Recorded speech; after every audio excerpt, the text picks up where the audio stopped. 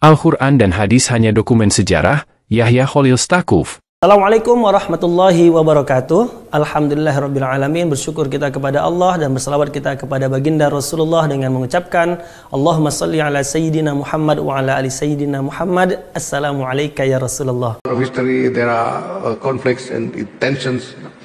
Depends on the dynamics in the history.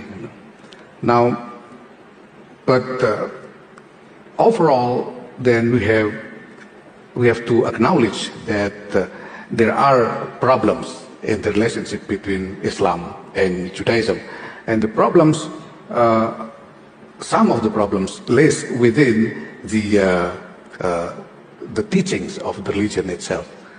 Now, in our current context of reality, people of religion, including Islam and Judaism, need to find a new way of first functioning the religion into the real life, and second, find a new moral interpretation on religion that will guide people from different religion to have more harmonious relationship with one another. I assume you are indicating that it's possible to interpret certain texts in the Quran which are not always complementary to Jews, or certain hadiths which sometimes can be very problematic, that it's possible to interpret these in a way that is not going to remain obstacles to the relationship. It's not just possible, but it is a must.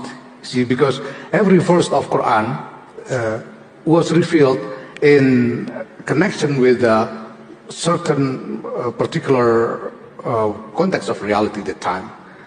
Also, the Prophet Muhammad, peace be upon him, when he said something, he said it in relation with the current, with a particular happening at the time.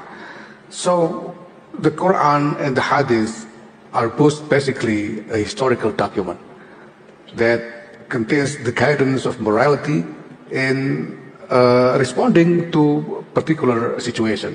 When the situation, the reality changes, then the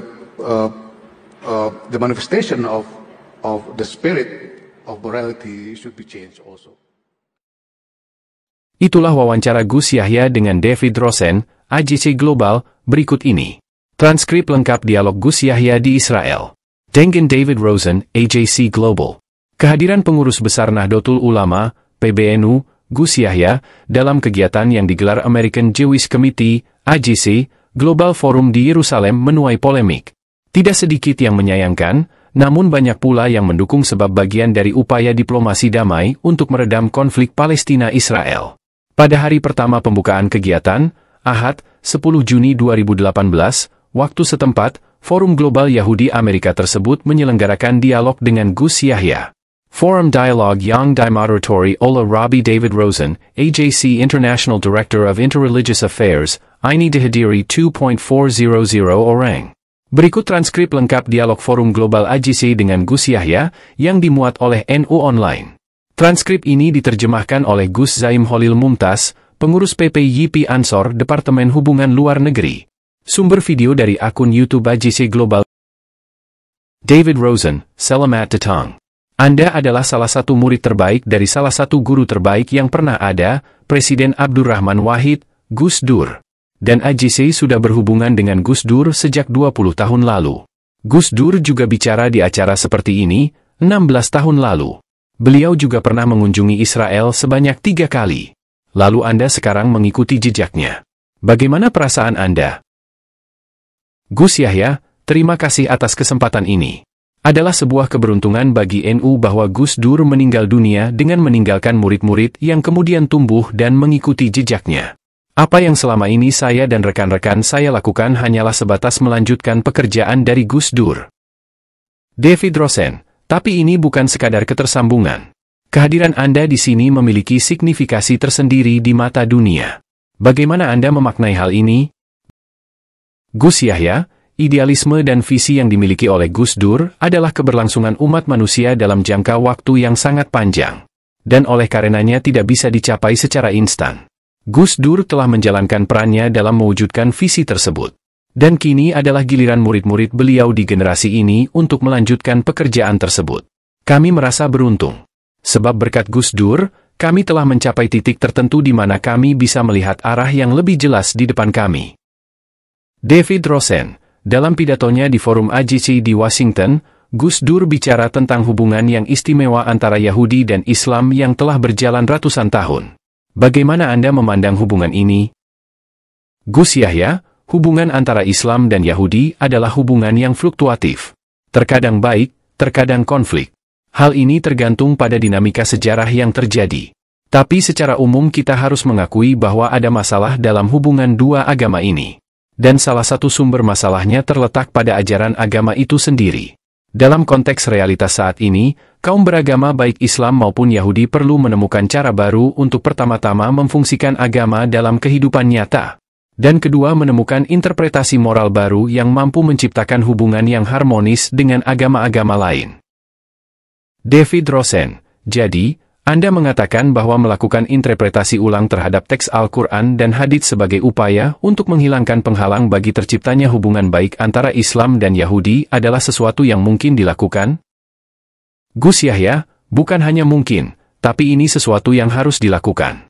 Karena setiap ayat dari Al-Quran diturunkan dalam konteks realitas tertentu, dalam masa tertentu. Nabi Muhammad SAW dalam mengatakan sesuatu juga selalu disesuaikan dengan situasi yang ada pada saat itu. Sehingga Al-Quran dan hadits adalah pada dasarnya dokumen sejarah yang berisi panduan moral dalam menghadapi situasi tertentu. Ketika situasi dan realitasnya berubah, maka manifestasi dari moralitas tersebut sudah seharusnya berubah pula.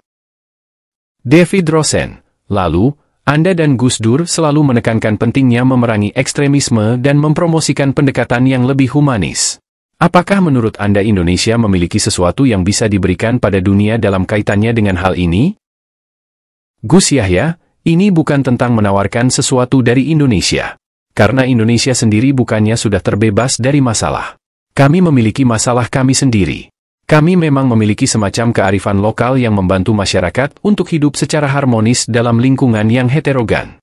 Tapi kami masih punya banyak masalah terkait agama, termasuk Islam. Apa yang kita hadapi saat ini, apa yang seluruh dunia hadapi saat ini adalah sebuah situasi di mana konflik terjadi di seluruh dunia. Dan di dalam konflik-konflik ini, agama hampir selalu digunakan sebagai senjata untuk menjustifikasi konflik. Sekarang saatnya kita bertanya, apakah kita ingin hal ini berlanjut? Atau kita ingin memiliki masa depan yang berbeda? Jika kita ingin hal ini berlanjut, konsekuensinya jelas, tidak ada yang bisa bertahan hidup di dalam kondisi seperti ini. Jika kita ingin masa depan yang berbeda, kita harus merubah cara kita mengatasi persoalan. Saat ini, agama digunakan sebagai justifikasi dan senjata untuk berkonflik.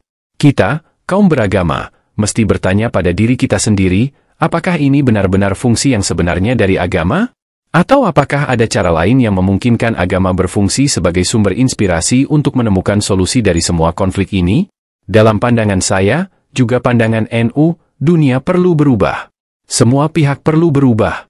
Saya akan menggunakan metafora, obat macam apapun tidak akan bisa menyembuhkan pasien diabetes atau jantung, selama si pasien tidak mau mengubah gaya hidupnya.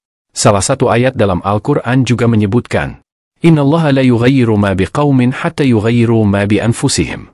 Yang artinya, sesungguhnya Allah tidak mengubah keadaan suatu kaum sampai mereka mengubah keadaan diri mereka sendiri.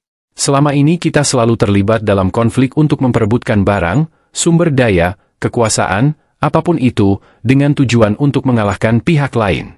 Dan pada akhirnya, kita bahkan tidak mampu lagi membedakan bagaimana konflik ini bermula, dan bagaimana seharusnya konflik ini diselesaikan. Bagi saya, yang tersisa saat ini adalah sebuah pilihan. Sebuah pilihan mendasar yang bisa memberi kita solusi nyata. Pilihan itu adalah apa yang kita sebut dalam Islam sebagai rohmah. Rohmah berarti kasih sayang dan kepedulian terhadap sesama. Kita harus memilih rohmah, karena ini adalah awal dari semua hal baik yang kita selalu idamkan. Jika kita memilih rohmah, baru kita bisa berbicara soal keadilan. Karena keadilan bukan hanya merupakan sesuatu yang kita inginkan, tapi juga tentang kemauan untuk memberikan keadilan bagi orang lain. Jika seseorang tidak memiliki rohmah, tidak memiliki kasih sayang dan kepedulian terhadap orang lain, orang ini tidak akan pernah mau memberi keadilan untuk orang lain. Jadi, jika saya harus berseru pada dunia, Aku ingin menyerukan pada dunia, mari memilih rohmah. David Rosen. Konsep Rohman dan Rohim memiliki kemiripan dalam Yahudi. Hal ini mengindikasikan bahwa Islam dan Yahudi sejatinya memiliki kedekatan dalam spirit dan tradisi keagamaan. Pak Yahya, kami berterima kasih banyak atas seruan Anda untuk memilih rohmah. Dan kami harap Anda mampu menjadi inspirasi bagi Muslim di seluruh dunia. Dan kita harap kita bisa mencapai rekonsiliasi dan membawa berkah bagi seluruh masyarakat.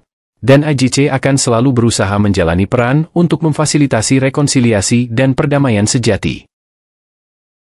Itulah transkrip lengkapnya, yang diterjemahkan oleh Gus Zaim Holil Mumtaz, Pengurus PPGP Ansor, Departemen Hubungan Luar Negeri.